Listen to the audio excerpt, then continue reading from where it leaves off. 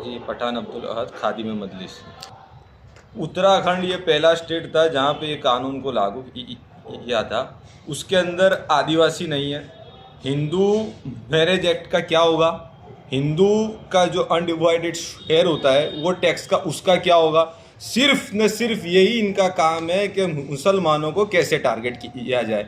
जात जात के कानून ला के, सिर्फ कानून ला कर लोगों का क्या है कि हमने मुसलमानों को टाइट कर दिया, हमने ये कर दिया, हमने वो किया। भाई आप तो रोजगारी की बात नहीं करते, आप एक ही बात करते, हम ये बिल लाएंगे, हम औकाफ का बिल लाएंगे, हम ये गवर्नमेंट के अंदर कंपटीशन हो रही है कि कौन ज़्यादा हिंदू है, उत्तराखंड वाला हिंदू है या यहाँ वाला हिंदू है ज़्यादा। अब जो आपके कहने के मुताबिक कमेटी की रचना हुई है उसमें तो 5 लोग हैं, एक भी मुसलमान नहीं है, ईसाई नहीं है। तो ये कौन सी टाइप की कम्युनिटी है? ये कम्युनिटी सिर्फ और सिर्फ मुसलमानों को टाइट करने का बिल है और कुछ भी नहीं है। ये लोग क्या चाहते हैं कि मुसलमान शादी बियाह मौत मैयत और जो हिस्सेदारी जो हमारे आपस में मिलकत के हिस्से पड़ते हैं, वो जो हमारा जो कल्चर है उसको साफ करने का काम करने की बात हो रही है। और अगर आप यूसीसी को लागू करना चाहते हैं तो ये आर्टिकल 25 का प्योर वायोलेशन है। आर्टिकल चेंज नहीं हो सकता, बेसिक स्ट्रक्चर का हिस्सा है। आप जो बेसिक आर्टिकल है उसको अमेंडमेंट नहीं कर सकते। होगा हिंदू मैरिज एक्ट को एग्जम्पशन दे देंगे, हिंदू अनडिवाइडेड टैक्स रिबेट को एग्जम्पशन दे देंगे, आदिवासी को एग्जम्पशन दे देंगे। ये लेंगे क्या? सिर्फ और सिर्फ मुसलमान अपने हिस्से जो अपने जायदाद के मुताबिक देते हैं, मुस्लिम पर्सनल लॉ, ये लोग मुस्लिम पर्सनल लॉ बोर्ड को ख़त्म करना चाह रहे हैं। नहीं, मजलिस इत्तेहादुल मुस्लिमीन पूरी तरीके से इसका विरोध करेगी।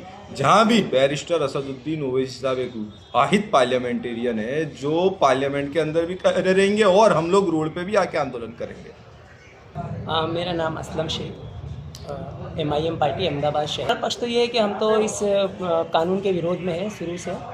देखा जाए तो देश के अंदर ये एक संविधान विरोधी कानून है कहीं ना कहीं। जिस तरह से उत्तराखंड में ये लागू किया गया उसके बाद से ये गुजरात में दूसरी बार लागू करने की कोशिश की जा रही है। तो भाजपा को कहीं ना कहीं ये चाहिए कि पहली बात तो ये एक साथ में पूरे देश में लागू कर भी नहीं सकते। अगर वो चाहते तो सत्ता है उनके पास, केंद्र में उनकी सरकार है, वो पूरी एक साथ पूरे देश में लागू कर सकते थे। लेकिन दरअसल बात ये है कि भारत देश के अंदर ये कानून जो है वो संवैधानिक खिलाफ है और लोकतंत्र का हनन है कहीं ना कहीं, क्योंकि इस देश के अंदर सभी जाति और सभी धर्म के लोग अपने अपनी तरीके से रहते हैं। जैसे शादी ब्याह हो और जैसे छूटा छेड़ा हो, तलाक हो, और तरीके से जैसे हिंदू समाज के आज अपना एक अलग कल्चर है, मुस्लिम समाज के अंदर एक अपना अलग कल्चर है। तो कहीं ना कहीं ये भारत की खूबसूरती है, उसको कहीं ना कहीं विभाजन करने का जो काम भारतीय जनता पार्टी इस कानून के ज़रिए करना चाह रही है, तो वो एक बहुत दुखद है और सभी धर्मों और सभी समाज के लोगों को इस कानून का विरोध करना चाहिए।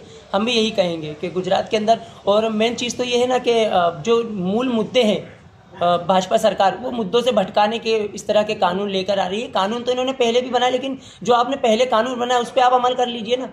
बेटी बचाओ बेटी पढ़ाओ का नारा देते हैं, उसके बाद में कई कानून आप बनाते हो। देश में आज देखिए कितनी हालतें ख़राब है, नौकरी है, रोज़गार नहीं है किसी के पास कितनी तकलीफ़ें हैं, आज देश की अर्थव्यवस्था कहाँ चली गई है। तो इस तरह की बातें ये लोग करते नहीं हैं और कुल मिलाकर बस ये है कि इस तरह के कानून लाकर देश की जनता को मुद्दों से भटकाते हैं, क्योंकि जनता मूल मुद्दों पर बात ना करे। इसीलिए अगर ये कानून बनता है और अगर इस तरह से हमें कहीं भी सड़कों पे भी उतरना पड़ा तो हम इसका पुरजोश विरोध करेंगे। हमारी MIM पार्टी इसका विरोध करती है, हम कतई इस काले कानून को मानने के लिए तैयार नहीं है।